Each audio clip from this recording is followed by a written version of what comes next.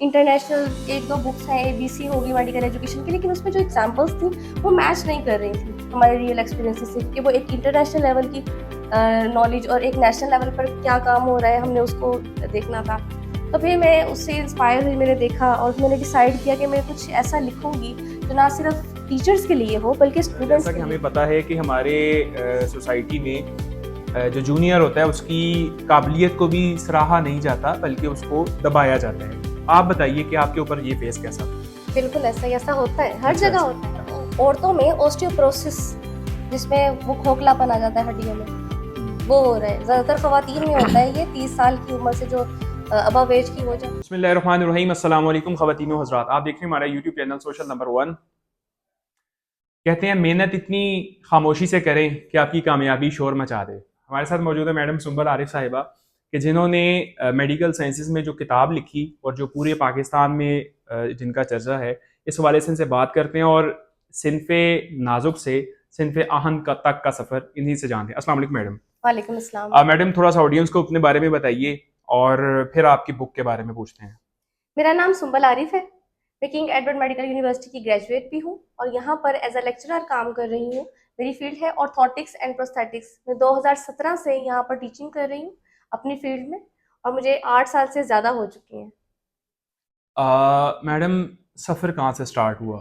Life school journey कहाँ से? और फिर ऑर्थोपेडिक एक मुश्किल फील्ड समझा जाता है ख़वातीन के हवाले से, ये बताइए।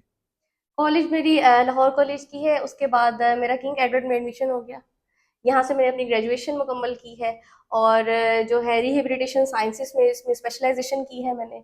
और रिसेंटली डिफरेंट सर्टिफिकेशंस, क्योंकि हमारी जो यूनिवर्सिटी है वो टीचर्स को एक आम टीचर्स की तरह नहीं लेती। जैसा कि आपको भी पता है कि मेडिकल के जो टीचर्स होते हैं वो क्योंकि इसमें डिफरेंट मैथडोलॉजीज यूज़ की जाती हैं और इसमें क्लिनिकल एक्सपीरियंसेस होते हैं, हमने पेशेंट्स को डील करना होता है, तो ये आम टीचिंग की तरह नहीं होती कि बायो फिजिक्स केमिस्ट्री ये सब्जेक्ट्स की तरह नहीं होती यहाँ पे। इसमें स्पेशल सर्टिफिकेशंस करनी होती हैं, फिर जाके आप असिस्टेंट प्रोफेसर या एसोसिएट प्रोफेसर या प्रोफेसर्स बनते हैं। तो हमारे, मैं थैंक यू करना चाहूँगी हमारी यूनिवर्सिटी का, किंग एडवर्ड मेडिकल यूनिवर्सिटी, और हमारे vice chancellor professor doctor Mahmood Ayaz, जो कि अपनी फैकल्टी को ग्रो करने के लिए अपॉर्चुनिटीज़ फ्राहम करते हैं। सिमिलरली ये मेडिकल एजुकेशन भी एक ऐसी ही सर्टिफिकेशन थी जो कि प्रोग्राम हमारे वाइस चांसलर ने ये प्रोग्राम शुरू करा है, जिससे बहुत ज़्यादा टीचर्स जो है मुस्तफ़ीद हुए हैं। अब मैंने ये देखा ड्यूरिंग, मैं बताऊँ, मुझे इंस्पिरेशन जो बुक लिखने की मिली मेरे अपने ही एक्सपीरियंस से मिली। जब मैं स्टूडेंट थी इस सर्टिफिकेशंस की, तब मैंने देखा कि कोई जो लर्निंग रिसोर्सेज है वो बहुत लिमिटेड है। इंटरनेशनल एक दो बुक्स हैं, एबीसी होगी मेडिकल एजुकेशन की, लेकिन उसमें जो एग्जांपल्स थी वो मैच नहीं कर रही थी हमारे रियल एक्सपीरियंसेस से, क्योंकि वो एक इंटरनेशनल लेवल की नॉलेज और एक नेशनल लेवल पर क्या काम हो रहा है हमने उसको देखना था। तो फिर मैं उससे इंस्पायर हुई, मैंने देखा और मैंने डिसाइड किया कि मैं कुछ ऐसा लिखूंगी जो ना सिर्फ टीचर्स के लिए हो बल्कि स्टूडेंट्स के लिए भी हो। एक प्रैक्टिकल गाइड जो कि सिंपल हो, और मैंने बहुत सिंपल बनाई है। अगर अगर जो मेडिकल के टीचर्स हैं वो आपको खुद बताएंगे कि जिन्होंने मेरी बुक परचेज की है और उसको पढ़ा है, और बहुत से लोगों ने एग्जाम्स पास किए हैं सर्टिफिकेशंस के मेरी बुक मैडम, के। आप ये बताइए कि ये जो आप प्रैक्टिस कर रही हैं, जो आप जी जी। टीचिंग के हवाले से, इसको कितना अरसा हो चुका? और फिर बुक लिखने का ख्याल कहाँ से आया? जैसा कि मैंने आपको बताया, मैं 8 साल से टीचिंग कर रही हूँ अपनी फील्ड में। मेरी फील्ड जो है ऑर्थोटिक्स प्रोस्थेटिक्स है। इसमें हम डिफरेंट अज़ा बनाते हैं। ठीक है। कुछ अज़ा जो है वो उसके बॉडी पार्ट के ऊपर ही लगते हैं। जैसे कि गंठिया का जो मरीज़ होता है उसमें उँगलियाँ टेढ़ी-मेढ़ी हो जाती हैं, तो उनकी उँगलियों को एक डायरेक्शन, एक पोज़ीशन देने के लिए स्पेसिफिक डिवाइसेज़ होती हैं, वो लगाई जाती हैं। उसमें अज़ा कटा नहीं होता। ठीक है। जैसे कि दोनों घुटनों के दरमियान कुछ चाल में फ़र्क आ जाता है, एक टाँग छोटी होती है, कुछ एक तरफ झुक कर चल रहे होते हैं, या दोनों घुटनों के दरमियान खम का कम जी होना, बिल्कुल। खम का ज़्यादा होना, बच्चों के पाँव टेढ़े होना, और आपने देखा होगा कोई ऐसे झुक कर चल रहा होता है आगे की तरफ, जी जी बिल्कुल। कोई फ्रैक्चर हो जाता है।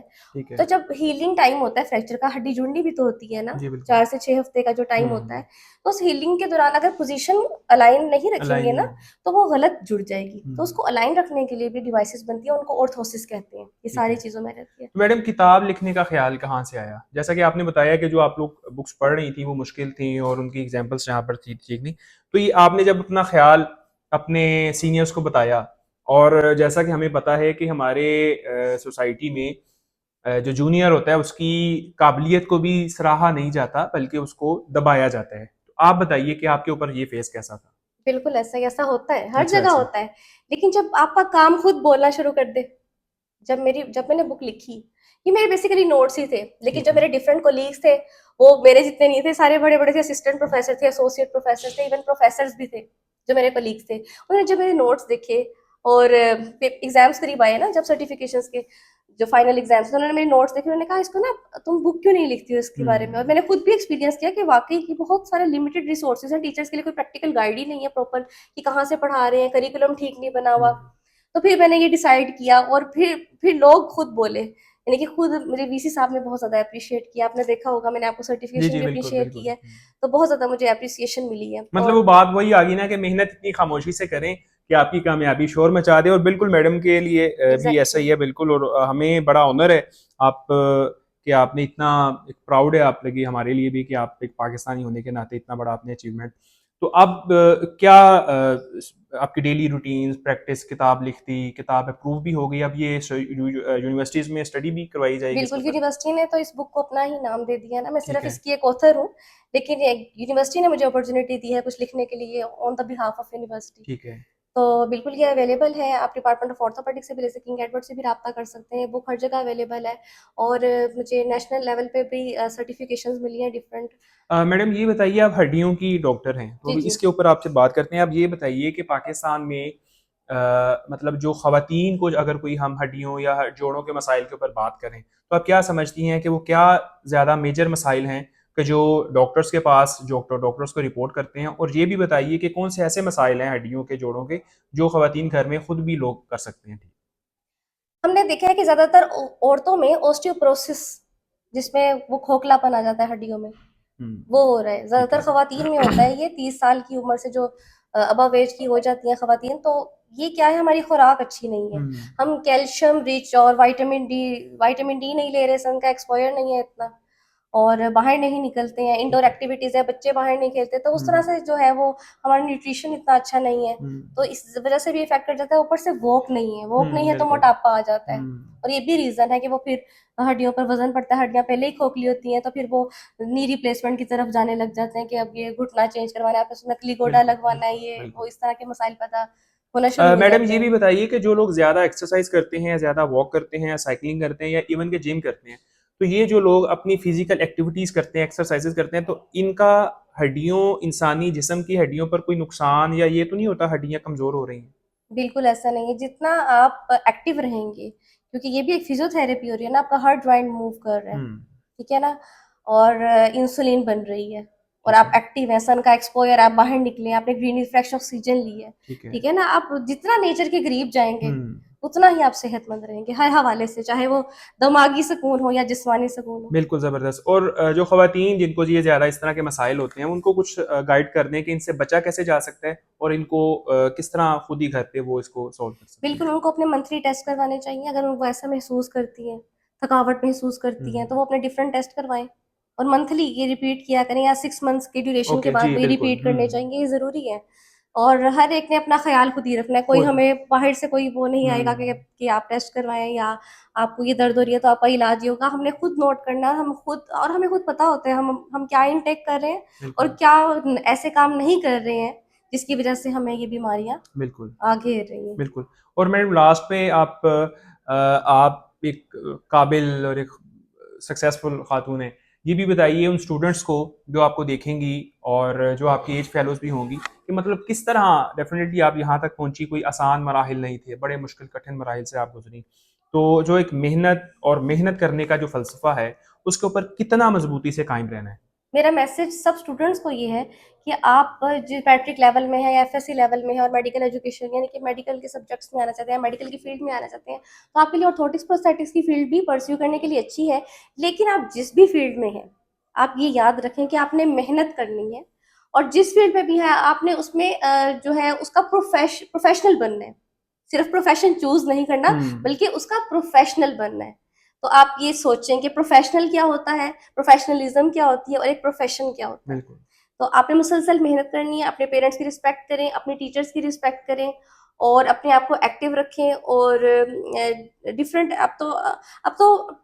पढ़ना इतना आसान हो गया है कि आपने देखो सोशल मीडिया का दौर है, जी बिल्कुल। हर चीज अवेलेबल है, हर टॉपिक पे आपको, पहले तो हम होता था लाइब्रेरी जाते थे, जी लाइब्रेरी में बिल्कुल। बुक्स ढूंढना स्पेसिफिक टॉपिक के लिए। अब तो मोबाइल्स हैं सबके पास, अब जो है चैट जीपीटी आ गया है, डिफरेंट सोशल नेटवर्क्स आ गए हैं जहां पर हम एक क्लिक के साथ ही हम उसकी इन्फॉर्मेशन सारी खुल जाती है। उसके नुकसानात भी हैं, जैसे हर कोई डॉक्टर बना फिरता है, जी या बिल्कुल। फिर कोई भी मेडिकेशन, हमें खांसी है तो वो सर्च करता है इसकी दवाई क्या होगी, हम्म। उसके साइड इफेक्ट्स ही होते हैं ना। बिल्कुल ऐसे ही, बिल्कुल ऐसे, राइट। तो इसके नुकसान भी है, लेकिन आप इसको पॉजिटिव वे में अच्छे तरीके से यूज करें और मेहनत करना ना छोड़ें, डिप्रेस्ड मत हो, जिस फील्ड में भी जो भी आपका प्रोफेशन है उसके प्रोफेशनल बने। प्रोफेशनल बने, राइट। मैडम ये सारी जो ये चीज़ें लगी हुई हैं, हमें आप और हमारे ऑडियंस को ये तमाम चीज़ों का आसान अल्फाज में बताइए कि जो आपकी फील्ड से रिलेटेड हैं, और ये चीज़ें जो इंसान के जिस्म के अज़ा हैं उन्हीं की ये चीज़ें कॉपी हैं, तो इसको बचाया कैसे जा सकता है, और आप लोग इनको कैसे स्टूडेंट्स को समझाते हैं, आप हमें बताइए। हम यहाँ पर मेयो हॉस्पिटल में भी मौजूद है, डिपार्टमेंट ऑफ ऑर्थोपेडिक्स 1 में, और ये जो क्लासरूम सजाया गया है ये स्टूडेंट्स की ही मेहनत है। यहाँ पर डिफरेंट हमने एक छोटा सा जो है म्यूजियम टाइप बनाया है जहाँ पर हमने डिफरेंट ऑर्थोसिस और प्रोस्थेसिस रखी हैं। जैसा कि आप देखते हैं यहाँ पर है स्टैटिक रिस्ट हैंड ऑर्थोसिस, इसमें कलाई और हाथ का एक है, उसको स्टेबल करने के लिए ये एक पोजीशन फ्राहम करनी है, ये जो है वो रिस्ट को सपोर्ट करेगी, ठीक है। ठीक है, और उसको यानी कि रिस्ट की पोजीशन जो है वो स्टैटिक रखेगी ताकि रिस्ट की मूवमेंट ठीक ना है। हो सके। वो किसी भी डिफरेंट रीजंस की वजह से, या तो पेन कंट्रोल करने के लिए, स्पेसिफिक पोजीशन के लिए, या ड्यूरिंग फ्रैक्चर दे सकते हैं, ठीक है, उसके डिफरेंट इंडिकेशंस हो सकते हैं। इसी तरह सिमिलरली ये हिंज्ड नी ब्रेस है, ये भी ऑर्थोसिस में आएगी, ये इंसान के मौजूदा हिस्से पर ही लगेगी, अभी हम प्रोस्थेसिस की तरफ नहीं आए, यानी कि उसी हिस्से पे लगेगी। यहाँ पर अब हमारे पास जो है ये ओके। लॉक है, इसको हम लॉक भी कर सकते हैं और अनलॉक भी कर सकते हैं, इसलिए इसका नाम हिंज्ड है। हिंज का मतलब है कि कोई ज्वाइंट दिया गया, ये नी पर लगेगा, ठीक है। नी ठीक के है। ऊपर। इसी तरह ये फ्रैक्चर शो किया है कि एक जो है हमारे पास फ्रैक्चर की टाइप है, ये ऐसे ही सैंपल रखा है। ठीक ये हो गया। हमारे पास है स्पाइनल ब्रेस, ये छोटे ठीक है। बच्चे की है, ठीक है। इसको कहते हैं बोस्टन ब्रेस। और ये जो है ना प्लास्टिक लैमिनेशन शीट से बनाया गया है। ये उसकी एक्सटेंशन पोजीशन में बच्चे की, यानी कि सीधा एक्सटेंशन ओके। होता है सीधा, एक ठीक फ्लेक्शन है। होता है झुका हुआ, एक होता है एक्सटेंशन पोजीशन में रखने की छोटे बच्चे की, या उसका साइड कर्व हो गया है ऐसे बच्चे की जो स्पाइन की वो एक्स, क्योंकि हमें स्पाइन तो फिजिकली नहीं दिखेगी, वो तो हमें एक्सरे में जी ही बिल्कुल दिखेगी बिल्कुल। हड्डियां। तो अगर वो साइड कर्व हो गया तो उसके लिए भी ये बोस्टन ब्रेस यूज की जाती ठीक है। हो गया, आगे। सिमिलरली हमारे पास है फिलाडेल्फिया कॉलर, ये नेक एक्सटेंशन इंजरीज में लगती है, और ये फिलाडेल्फिया जो है ये इंस्टीट्यूट भी था और एक जगह का नाम भी ओके। है। तो अगर वहां से ओरिजिनेट यहाँ पे जहाँ पे फर्स्ट बनी होगी तो उसका नाम वहीं से पड़ गया फिलाडेल्फिया कॉलर। ये ठीक हो नेक गया। कॉलर ठीक है। है, this is also a neck collar, ये भी हम्म। ऑर्थोसिस में आता है। ये सॉफ्ट नेक कॉलर है और ये स्टैटिक है। ये हमारे पास डायनामिक हैंड स्प्लिंट है, इन दोनों का, ये दोनों हैंड स्प्लिट ही है रिस्टी, लेकिन ये डायनामिक है। इसमें देखें ये जो है वो मूवमेंट करवाने के लिए डायनामिक होता है, जिसमें हम कोई flexion movement, passive movement provide कर सकते हैं। ठीक है। ठीक और है। यहाँ पर जो है ये स्टैटिक है, ये एक स्पेसिफिक रेस्टिंग हैंड पोजीशन, हम देखते हैं कि जो हमारा हाथ है वो रेस्टिंग पोजीशन में इस तरह होता है, थोड़ा सा जी। फ्लेक्स्ड होता है ऐसे, ठीक है। बिल्कुल स्ट्रेट नहीं होता। जी। तो ये रेस्टिंग पोजीशन स्प्लिंट भी कहते हैं इसको, और इसका नाम कोकअप स्प्लिंट, क्योंकि ये किसी ना किसी ने जब इसको डिस्कवर किया होगा या बनाया होगा तो उसके नेम से इसका कोकअप स्प्लिंट।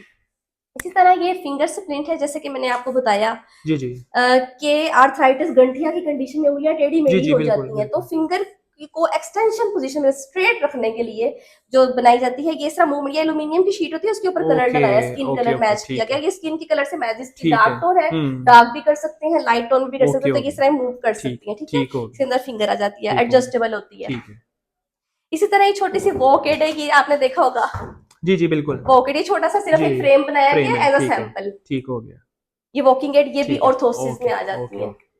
अब आगे। This is also an orthosis, ये भी नी ठीक है। ऑर्थोसिस, जिस तरह वो हिंज्ड बताई जी। थी, जी इसी बिल्कुल। तरह प्लास्टिक मटेरियल, क्योंकि डिफरेंट मटेरियल्स जो होंगे वो इसमें डिफरेंट हाँ। मटेरियल्स पे बनती है। ठीक हो गया, अब आगे। ये भी हमारे पास एएफओ है, हम्म। ये भी फ्रैक्चर में या एंकल इंस्टेबिलिटी में ये यूज की जाती है, ये भी प्लास्टिक लैमिनेशन शीट ठीक से हो बनाया गया। गया, ये भी ऑर्थोसिस में आती है।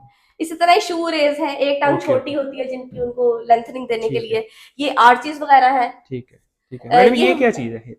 ये हमने वैसे ही ज्वाइंट, जैसे हिप जॉइंट का सैंपल है, पढ़ाने के लिए, ठीक है। लिगामेंट शो करने के ओके। लिए ओके। स्टूडेंट्स की ठीक है। लिटरेचर को हमें ओके। ओके। मजीद अच्छा करने के लिए। ये फुट का सैंपल है, यहाँ पर जो है वो लिगामेंट्स, ओके। ओके। फुट के लिगामेंट्स दिखाए गए हैं। ये ठीक है। हमारे पास जिन बच्चों के, छोटे बच्चों के जिनके पाँव टेढ़े होते हैं ना, जी। उनके जी। लिए स्पेशल बूट्स है। ओके। ये ओके। देखिए ओके। ठीक डेनिस है। Brown shoes, okay. यहाँ से लॉक होता है, यहाँ से इसको रिमूव, ओके, फिर इसके एडजस्टेबल साइज होते हैं, और जैसे जैसे इसके ऊपर बच्चे, एक्सरसाइज करवाते हैं आप लोग? नो, ये एक स्टैटिक पोजीशन में रखने के लिए होता है। जिन बच्चों के फॉर एग्जांपल पाँव टेढ़े हैं, इसमें ओके ना ओके ओके, एंगल्स होते हैं, डिफरेंट ठीक हो एंगल्स, गया, इस ठीक है, एंगल पे सेट करना है, पहले थोड़ा ठीक है, करते हैं, प्लस्तर करते हैं, फिर थोड़ा और फ्लेक्सिबल करते हैं कि नॉर्मल पोजीशन में लेके जाते हैं, हम्म, बाहर की तरफ मूव कर लेते हैं, वो ठीक हो अंदर गया, की तरफ मूव होते हैं जी जी, बच्चों के पाँव, तो जी उनको बिल्कुल बिल्कुल, सीरियल कास्टिंग के जरिए ठीक बाहर हो लेके गया, जाते हैं।